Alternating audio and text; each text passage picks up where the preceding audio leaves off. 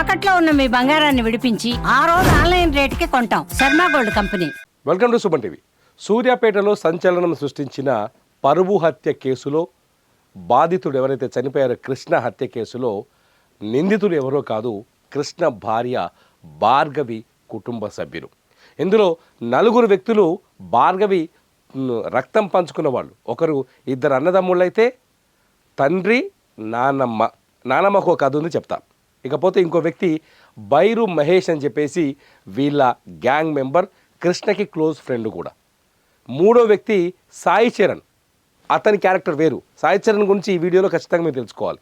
ఎందుకంటే ఒక హత్య జరిగిన ప్లేస్లో ఒక హత్య జరిగితే ఆ హత్యలో పాల్గొనకపోయినా పర్వాలేదు ప్రత్యక్షంగా, కానీ ఒక నేరం జరిగినప్పుడు ఆ నేరానికి సంబంధించిన సమాచారాన్ని పోలీసులకు చేరవేయాల్సిన బాధ్యత ప్రతి పౌరుడికి ఉంది. ఒకవేళ ఆ హత్యకు సంబంధించిన విషయాన్ని దాచిపెట్టడం కూడా నేరమే అవుతుంది. సరిగ్గా ఇక్కడ నల్గొండ ఈ సూర్యాపేట హత్య కేసులో ఎవరైతే కృష్ణ ఉన్నాడో, హత్యకు గురయ్యాడో, ఆ హత్య కేసులో సాయి చరణ్ పరిస్థితి అదే. సాయి చరణ్ ఈ హత్య కేసుకు ప్రత్యక్ష సాక్షి. హత్య జరిగినప్పుడు అక్కడే ఉన్నారని పోలీసులు విశ్వసిస్తున్నారు. ఆ హత్యకు సంబంధించిన సమాచారాన్ని సాయి చరణ్ దాచిపెట్టాడు కాబట్టి అతన్ని కూడా ఈ కేసులో A6గా చేర్చారు. చూడండి ఇక్కడ నువ్వుల సాయి చరణ్, దేవరకొండ రోడ్, నల్గొండ టౌన్. అతని వయసు 23 సంవత్సరాలు, ఖాళీగా తిరుగుతున్నాడు, అన్ఎంప్లాయ్. సో ఈ కేసులో నిందితుల గురించి తెలుసుకుంటే నిజంగా ఆసక్తికరమైన విషయాలు తెలుస్తాయి. ఎవరైతే చనిపోయాడో కృష్ణ అలియాస్ బంటిని చంపించింది ఎవరంటే భార్గవి నాన్నమ్మ అని చెప్తారు. ఒకసారి ఆ ఫోటో చూపిస్తా. ఈవిడే భార్గవి నాన్నమ్మ బుచ్చమ్మ. బుచ్చమ్మకి ఎందుకంత కోపం వచ్చింది? మనవరాలు భర్త పైన బుచ్చమ్మకి అంత కోపం ఎందుకు వచ్చింది? భార్గవి భర్త కృష్ణ హత్య కేసులో కీలకంగా పనిచేసింది ఎవరు అంటే ఒక విచిత్రమైన విషయం తెలిసింది. ఆమె ఈ బుచ్చమ్మ, భార్గవి సొంత నానమ్మ. ఎందుకు భార్గవి సొంత నానమ్మకి ఇంత కోపం వచ్చిందంటే, భార్గవి కులం తక్కువ వ్యక్తిని, తమ కులానికి సరితూగని వ్యక్తిని ప్రేమించడం మొదటి కోపం అయితే, ఆ వ్యక్తిని పెళ్లి చేసుకోవడం రెండో కోపం. పెళ్లి చేసుకున్న తర్వాత వీళ్ళు ఎక్కడైతే ఏ సూర్యాపేటలో నివాసం ఉంటున్నారో పిల్లలమరి ప్రాంతంలో, అదే సూర్యాపేటలో ధైర్యంగా వచ్చి కాపురం చేయటం, ఇవేవి బుచ్చమ్మకు నచ్చలేదు. అందుకే కుటుంబ సభ్యులని బుచ్చమ్మ రెచ్చగొట్టిందని పోలీసుల విచారణలో తేలింది. అందుకని ఈమెని A5గా ప్రకటించారు. పోలీసులు ఈమెని A5 చేశారు. సో చూడండి, బుచ్చమ్మ పాపం, ఈ బుచ్చమ్మ ఎమోషన్ భార్గవి పాలిట శాపమైంది. భార్గవి భర్త హత్యకు కారణమైంది. బుచ్చమ్మ రెచ్చగొడితే రెచ్చిపోయింది ఎవరో తెలుసా? భార్గవి కన్న తండ్రి సైదులు. ఇతనే భార్గవి కన్న తండ్రి సైదులు. ఈయనని ఇప్పుడు A4గా ఈ కేసులో చేర్చారు, అక్యూజ్డ్ 4గా. ఈ సైదులు ఎలాగైనా సరే తమ కుటుంబ పరువు తీసిన తన కూతురు భర్త కృష్ణని అంతు చూడాలని నిర్ణయించుకున్నాడు.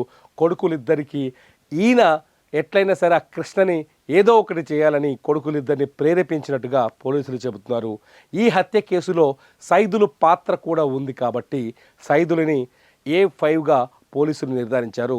FIRలో ఈయనని A5గా చేర్చారు. సైదులు A4గా నిర్ధారించారు, ఈయనని A4గా చేర్చారు. ఈ హత్యకి ప్లాన్ చేసింది ఎవరు అంటే భార్గవి సోదరులు ఇద్దరు. ఒకసారి చూపిస్తాను వాళ్ళిద్దరిని. ఇతను నవీన్, భార్గవి అన్న. ఇతను తమ్ముడు కాదు, భార్గవి అన్న. నవీన్ ఏం చేస్తాడంటే పిల్లలమరి ప్రాంతంలో ఉంటాడు. కాస్త డబ్బులున్న వ్యక్తులే సైదుల కుటుంబం. ఆ ప్రాంతంలో ఒక రాజకీయ నాయకుడిగా ఎదుగుతున్నాడు. కొంతమంది అనుచరులను పెంచుకుంటున్నాడు.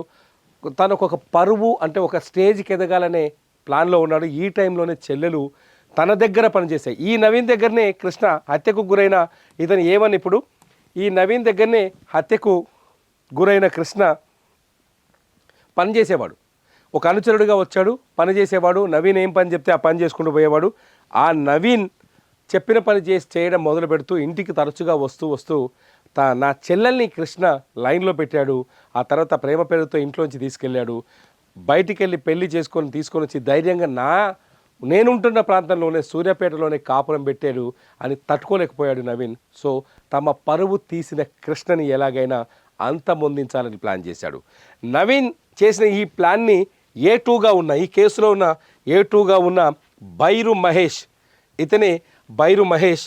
ఇతను నవీన్ గ్యాంగ్లో మెంబర్, నవీన్ అనుచరుల్లో, ఎందుకంటే నవీన్ రాజకీయంగా ఎదుగుతున్నాడు కాబట్టి నవీన్ అనుచరుల్లో ఒక మెంబర్ ఈ మహేష్కి అప్పచెప్పాడు. ఇతను ఇప్పుడు A2గా ఉన్నాడు. ఈ బైరు మహేష్ ఏం చేశాడంటే ఒకేసారి, అంటే వీళ్ళ పెళ్ళై, నా కృష్ణకి భార్గవికి పెళ్ళై దాదాపు 6 నెలలు అవుతుంది. 6 నెలలుగా వీళ్ళు బయటే ఉంటున్నారు. కుటుంబ సభ్యులతో కూడా కొంత కాంటాక్ట్లో ఉన్నట్టుగా తెలుస్తుంది. సో నవీన్ ఏం చేశాడంటే, ఏం చేస్తావో నాకు తెలియదు కానీ ఆ కృష్ణ సంగతి చూడాలని బైరు మహేష్కి అప్పచెప్పాడు ఆ ప్రాజెక్ట్ని. బైరు మహేష్ నవీన్తో ఒక 2 నెలల క్రితం నుంచి స్నేహం చేయడం మొదలుపెట్టారు. ఎందుకు స్నేహం చేశారంటే, బైరు మహేషు కృష్ణ ఇద్దరు కలిసి గతంలో నవీన్ దగ్గర పనిచేశారు కదా, ఆ పనిచేసిన పరిచయాన్ని బైరు మహేష్ ఇప్పుడు తన ప్రాజెక్ట్ని అమలు చేయడానికి, లేకపోతే తన టార్గెట్ని అమలు చేయడానికి, లేకపోతే కృష్ణని చంపడానికి వాడుకున్నాడని చెప్పొచ్చు. సో 2 నెలల క్రితం నుంచి మళ్ళీ కృష్ణ దగ్గరికి వెళ్ళడం, అతన్ని పిలిపించుకోవడం, అతనితో కలిసి బయట తిరగడం, అతనితో స్నేహం చేయడం, కలిసి సెటిల్మెంట్ చేయడం. వీళ్ళ కృష్ణ మీద కూడా కొన్ని రౌడీ షీట్లు ఉన్నట్టుగా పోలీసు రికార్డులో ఉంది, వాళ్ళు చెప్తున్నారు. ఇంకా విషయాలు బయటకు రావాల్సింది. కృష్ణ మీద కూడా రౌడీ షీట్లు ఉన్నాయని చెప్తున్నారు. మహేష్ పైన కూడా రౌడీ షీట్లు ఉన్నాయి, బైరు మహేష్ పైన. వీళ్ళంతా ఈ సెటిల్మెంట్లు, ల్యాండ్ దందాలు చేస్తారని కూడా, అది వేరే కదా, వాళ్ళు పోలీసులు చెప్తున్నారు. సో ఈ సెటిల్మెంట్ల వ్యవహారంలోనే కృష్ణని కలుపుకొని మహేష్ కొంతకాలం తిరిగి కృష్ణ మర్డర్కి ప్లాన్ చేసినట్టు తెలుసు. అంటే కృష్ణ పూర్తిగా మహేష్ని నమ్మిన తర్వాత మహేష్ హత్యకు స్కెచ్ వేసినట్టుగా తెలుస్తుంది. ఈ హత్యకి ఎవరు సహకరించారంటే ఇంకో వ్యక్తి వంశీ. ఇతనే వంశీ.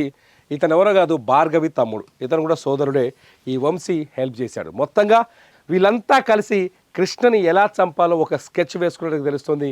కృష్ణని ప్లాన్ ప్రకారం మహేష్ పిల్లల మరికి తీసుకెళ్ళాడు. ఆ ఊళ్ళో తీసుకెళ్ళి అక్కడి పంట పొలాల్లో అత్యంత దారుణంగా హత్య చేసి ఆ డెడ్ బాడీని తీసుకొచ్చి మూసీ కెనాల్ పైన పడేసినట్టుగా పోలీసుల విచారణలో వెల్లడైంది. కేవలం తన చెల్లెల్ని, అంటే క్యాస్ట్ తక్కువ అవ్వడం, కులం తక్కువ అవ్వడంతో, కులం తక్కువైన వ్యక్తి నా చెల్లెలికి మొగుడవ్వడం జీర్ణించుకోలేను అనే ఉద్దేశంతో నవీన్ తండ్రి సైదులు, నవీన్ తమ్ముడు వంశీ, నవీన్ నానమ్మ బుచ్చమ్మ కోరిక వల్లనే ఈ హత్య జరిగినట్టుగా చివరికి పోలీసులు బయటపెట్టారు. మొత్తంగా పోలీసులు మరి కాసేపట్లో ఈ నిందితులందరినీ మీడియా ముందుకు తీసుకురాబోతున్నారు. వీళ్ళలో ఏ మాత్రం పశ్చాత్తాపమైన వస్తుందా, లేకపోతే చంపినందుకు సంతోషంగా ఉన్నారా, హ్యాపీగా ఉంటారా అనేది ఆసక్తికరంగా మారుతుంది. పోలీసులు ప్రెస్ మీట్లో ఏం చెప్తారో చూద్దాం. చూస్తూనే ఉండండి సుమన్ టీవీ.